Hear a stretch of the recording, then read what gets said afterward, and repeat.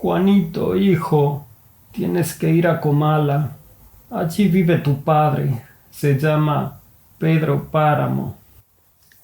Ay, mamá, perdona, que estaba escuchando el Motomami. Dime. Digo que tienes que ir a Comala, porque allí está tu padre. Él se llama Pedro Páramo.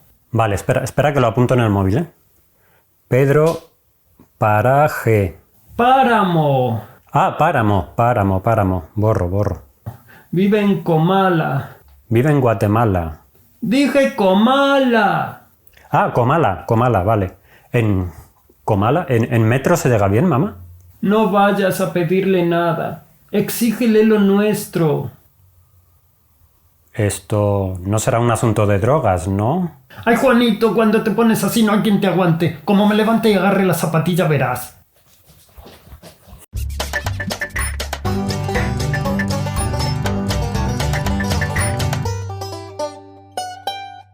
Bueno, igual lo habéis adivinado por la intro. Efectivamente, hoy vamos a hablar de Juan Rulfo, de Pedro Páramo, de El Llano en Llamas, bueno, de estos libros, de los cuales organicé una lectura conjunta hace muy poquito y, bueno, es que fue toda una experiencia y no podía dejar pasar grabar un vídeo especial para este acontecimiento. Antes de nada, agradecer por supuesto a todas las personas que se apuntaron a esta lectura conjunta y que hicieron del viaje algo muy especial. Como he dicho anteriormente, los libros que hemos leído han sido El Llano en Llamas, que es una colección de relatos, y la novela Pedro Páramo.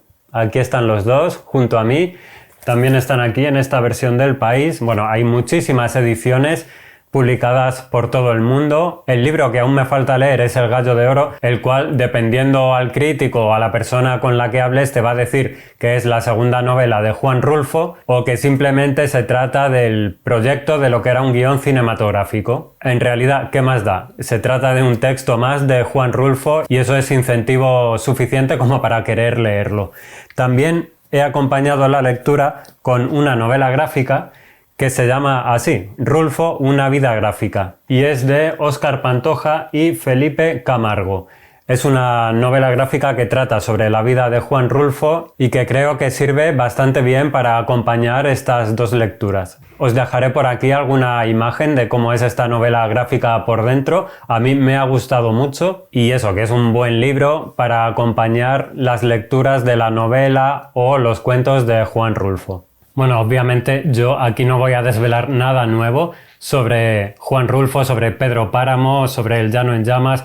Creo que son obras sobre las que se han hecho múltiples estudios. Por ejemplo, estas ediciones de cátedra vienen acompañadas con algún análisis de las obras que está bastante bien. Eso sí, es algo que recomiendo leer al finalizar los libros. También se habló en la lectura conjunta de un libro de Cristina Rivera Garza que se llama Había mucha neblina o humo o no sé qué, que es algo así como un ensayo sobre la obra de Juan Rulfo, un ensayo muy especial porque Cristina Rivera Garza es una escritora muy especial. También hay otro libro que se publicó tras la muerte de Rulfo, que es Aire de las Colinas, cartas a Clara, que son las cartas que le escribió a su mujer, Clara Aparicio, cuando eran novios, las cartas que él le escribía, supongo, para intentar conquistarla. Y también podéis encontrar, por ejemplo, en YouTube alguna entrevista que se realizó a Juan Rulfo, aunque este hombre no era demasiado pródigo y no solía prestarse a hacer entrevistas. Y como digo, yo no voy a descubrir nada nuevo, pero sí me apetecía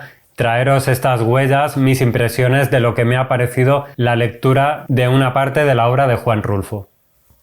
Quiero hablar un poquito de la vida de Juan Rulfo. Bueno, en realidad él se llamaba Juan Nepomuceno Carlos Pérez Rulfo Vizcaíno. ¿What? Sí, todo eso. Bueno, pues Juan Nepomuceno Carlos Pérez Rulfo Vizcaíno, Juan Rulfo, nació en Apulco, que es un pueblecito muy pequeño perteneciente a San Gabriel, que está en el distrito de Sayula.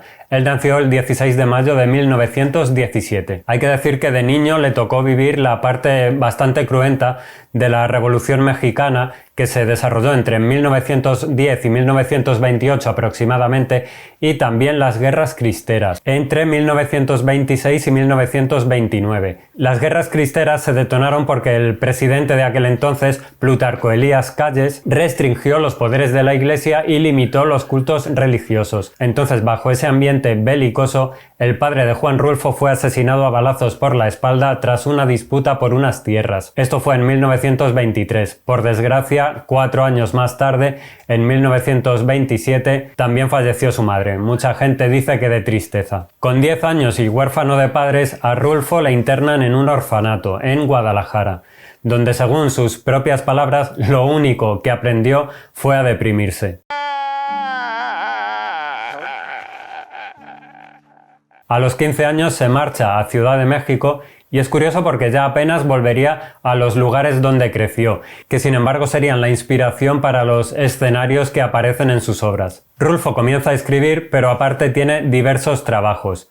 Entre ellos, archivista en la Secretaría de Gobernación, agente de migración o, uno curioso, vendedor de neumáticos. Durante esas épocas, Rulfo conoce y se relaciona con gente del mundillo literario, como por ejemplo Efrén Hernández o Juan José Arreola. Entre 1945 y 1951 se publican varios de sus cuentos en distintas revistas y finalmente en 1953 se publica por fin El Llano en Llamas en el Fondo de Cultura Económica, que pasa relativamente desapercibido. Únicamente en círculos muy concretos es donde comienza a hablarse de estos cuentos de Juan Rulfo. Esto no ocurre con Pedro Páramo, que desde su publicación en 1955 comienza a recibir elogios, críticas entusiastas y premios. A partir de ahí, Rulfo comienza a relacionarse también con el mundo cinematográfico y a resultas de ello, en 1958 publica El Gallo de Oro,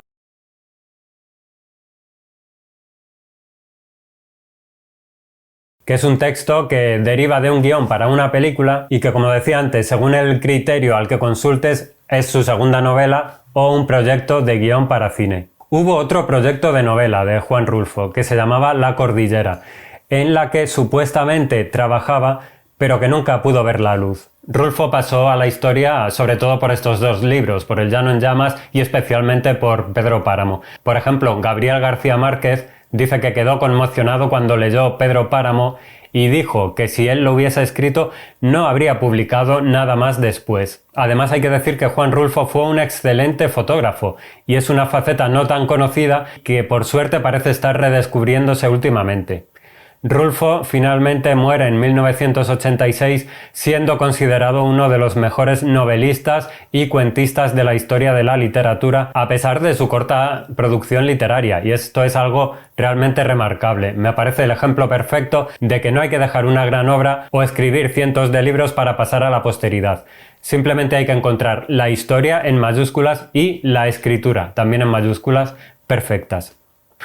Bueno, vamos a hablar de este libro, El Llano en Llamas, este libro de relatos publicado en 1953. Hay que decir que estamos a mitad del siglo XX y lo habitual es que la literatura contemporánea mexicana se centre en la revolución, en mayor o menor medida de manera propagandística sobre todo. Eso es lo sorprendente de El Llano en Llamas. Aquí vamos a encontrar unos relatos que utilizan la revolución o la guerra cristera, pero no como tema, sino como escenario, porque aquí lo importante son los personajes y su interior. Lo externo no deja de ser el terreno que se pisa. Este libro aparece con una tirada de 2000 ejemplares en principio por el Fondo de Cultura Económica. Y como he dicho antes, aunque llama la atención, no es un éxito más que en círculos reducidos. En estos relatos encontraremos diversos temas sociales que envuelven a los personajes. La reforma agraria y la adjudicación arbitraria de tierras, la Revolución Mexicana, por supuesto, las guerras cristeras, la migración, la aparición casi caricaturesca de los gobernantes, la vida en el campo, la religión, la naturaleza hostil y el calor, el poco valor que se da a la vida o incluso el asesinato del padre de Rulfo, que se recrea en uno de los cuentos y además se puede observar también la necesidad de justicia que llega mucho tiempo después. Esto creo que es importante ya que muchos de los cuentos nos hablan de relaciones paterno-filiares y se puede vislumbrar ese gran vacío que dejó en Rulfo la muerte de su padre. Aquí vemos cómo el amor que hay en alguno de los relatos se muestra de manera hosca y seca, y es el lector el que tiene que rasgar esa superficie para poder ver lo que hay debajo. Y es que si el amor se presenta de esta manera es porque los personajes son así, Son rudos, son hoscos, son secos, y con el desarrollo de los cuentos parecen ir confesándose y desnudando sus emociones escondidas. Quiero destacar varios cuentos, como por ejemplo Nos han dado la tierra, que es un relato perfecto para abrir el libro, al menos en la edición de Cátedra es el primero, y aquí vamos a encontrar a un grupo de personas que va en busca de las tierras que les ha adjudicado el gobierno, y es que no les queda otra más que llegar a ese lugar, a esas tierras, así les cueste la vida en ello. También me gustó mucho y quiero destacar el relato que se llama Es que somos muy pobres, donde un hecho que se puede catalogar como cotidiano, que es la muerte de una vaca en un ambiente rural, aboca a una familia a una situación desesperada. También Talpa. En este relato encontraremos a una pareja de amantes que viaja hasta Talpa para hacer una peregrinación hasta la Virgen de ese lugar acompañando a un enfermo, que es el marido de ella y además el hermano de él. Esa enfermedad terminará siendo un elemento de gran peso en esa relación. Y después mi preferido, que es Lubina, ese relato tremendo, magnífico, que es una especie de reverso del Shangri-La de Horizontes Perdidos, donde Rulfo describe de manera portentosa la naturaleza de un lugar que casi parece el purgatorio.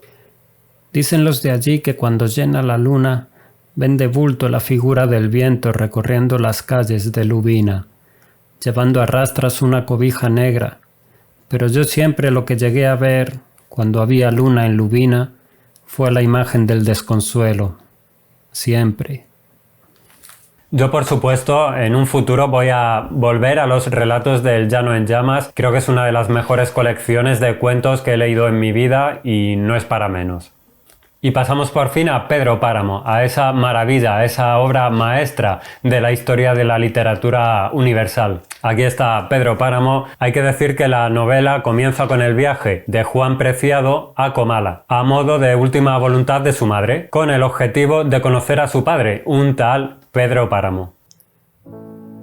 Vine a Comala porque me dijeron que acá vivía mi padre, un tal Pedro Páramo. Mi madre me lo dijo, y yo le prometí que vendría a verlo en cuanto ella muriera. Le apreté sus manos en señal de que lo haría, pues ella estaba por morirse y yo en un plan de prometerlo todo.